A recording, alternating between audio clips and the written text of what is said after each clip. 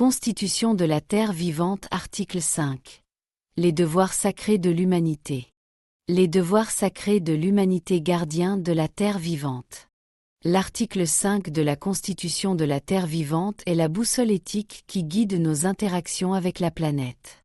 En énonçant les devoirs de l'humanité envers la Terre, cet article établit un pont essentiel entre la reconnaissance des droits de la Terre, article 4, et l'intégration d'un sens moral profond et d'une responsabilité, article 3. Il ne s'agit plus de considérer la Terre comme une entité passive à exploiter, mais comme un partenaire de vie dont la vitalité dépend aussi de nos actions. Ce texte nous appelle à une transformation radicale passée d'une relation de domination à une de réciprocité et de service, où nos devoirs ne sont pas de simples contraintes, mais des engagements actifs pour le bien-être partagé. Le devoir fondamental de respect et de contribution. Le premier devoir, et le plus englobant, est celui de respecter la Terre et de contribuer à sa santé et à son bien-être. Le respect, dans ce contexte, va bien au-delà d'une simple politesse. Il implique une reconnaissance profonde de la valeur intrinsèque de chaque élément du vivant, de la complexité des écosystèmes et du caractère sacré de la vie elle-même. Respecter la Terre, c'est comprendre qu'elle n'est ni un stock illimité de ressources ni une décharge sans fin. C'est écouter attentivement les signaux qu'elle nous envoie, la raréfaction des espèces, la dégradation des sols, les bouleversements climatiques, et agir en conséquence. Au-delà de la non-nuisance, ce devoir nous enjoint de contribuer activement à sa santé et à son bien-être. Cela signifie adopter une posture proactive et régénérative. Il ne suffit pas de moins polluer, nous devons nous engager à restaurer ce qui a été abîmé. Cela peut se traduire par des actions concrètes: participer à la plantation d'arbres dans des zones déboisées, nettoyer des cours d'eau pollués, soutenir des initiatives de conservation des espèces en danger, ou encore transformer nos jardins en refuges pour la biodiversité. Chaque geste, qu'il soit individuel ou collectif, qui vise à restaurer la vitalité de la Terre est un acte de respect et de contribution. Le devoir de durabilité et de minimisation d'impact. Le deuxième volet de l'article 5 met l'accent sur la manière dont les activités humaines doivent être menées de manière durable, en minimisant leur impact négatif sur la Terre et en favorisant la régénération.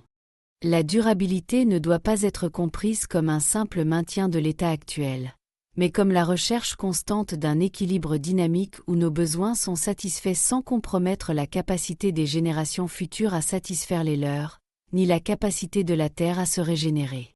La minimisation de l'impact négatif exige une réévaluation profonde de nos modes de production et de consommation. Il s'agit de réduire drastiquement notre empreinte écologique globale en carbone, en eau, en déchets et en pollution chimique.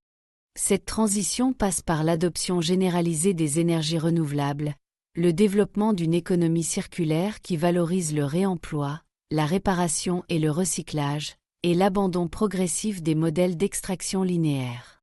Dans l'agriculture, cela signifie passer à l'agroécologie, qui respecte les cycles naturels et enrichit les sols plutôt que de les épuiser.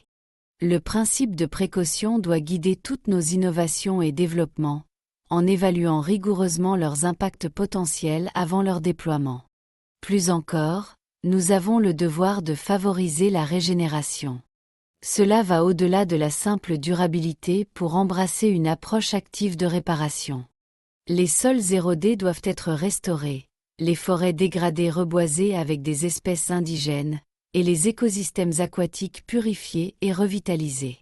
C'est un engagement à laisser la Terre dans un état meilleur que celui dans lequel nous l'avons trouvée, en devenant des agents de guérison et de renouvellement pour la planète.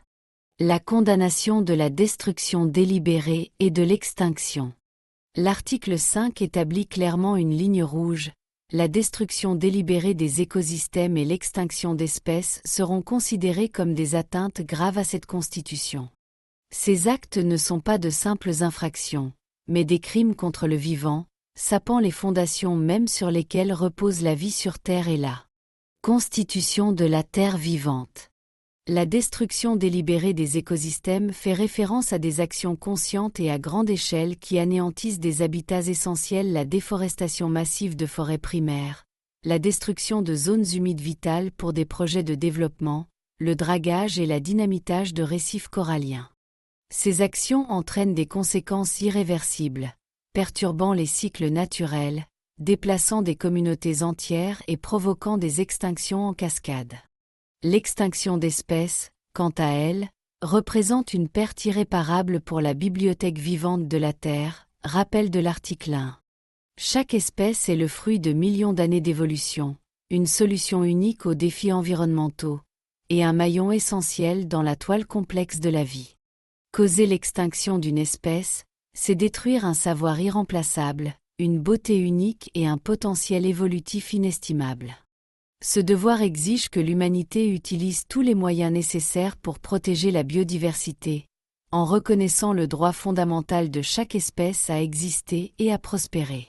Ces atteintes graves nécessiteront des mécanismes de justice et de redevabilité robustes, comme l'évoque l'article 14 sur la justice écologique. L'humanité comme co-créatrice d'un avenir durable. L'article 5 de la Constitution de la Terre vivante est un appel à la responsabilité universelle. Il nous invite à transcender notre rôle d'exploitant pour embrasser celui de gardien et de co-créateur d'un avenir durable. En honorant notre devoir de respect, en adoptant des pratiques durables et régénératives, et en proscrivant la destruction délibérée du vivant, l'humanité peut retrouver sa place harmonieuse au sein de la grande famille terrestre. C'est par l'assumation pleine et entière de ces devoirs que nous pourrons non seulement assurer notre propre prospérité, mais surtout garantir un avenir florissant et équilibré pour toutes les formes de vie sur notre précieuse terre vivante.